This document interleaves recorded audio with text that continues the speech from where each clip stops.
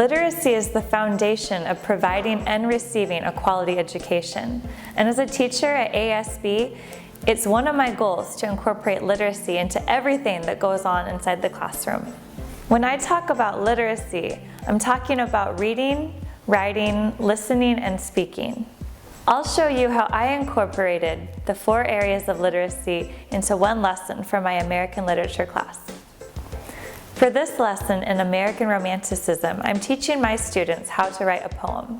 For the first part of the lesson, I introduced my students to rhyme scheme, and I did this through rap. So I let the students listen to a rap song and listen for the rhyme scheme.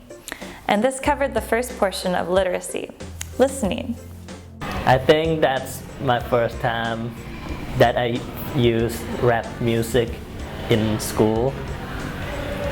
I like how we've made connection between rap music and poetry.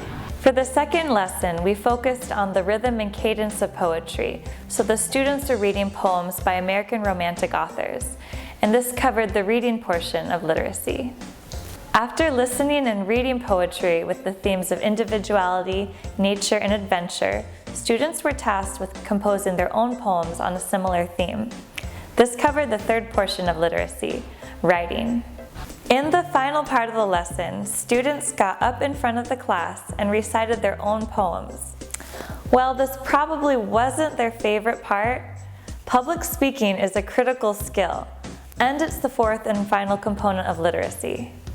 At first, I was nervous to read my poem in front of the class, but at the end, I was happy that I shared my poem and got to hear other students' poems.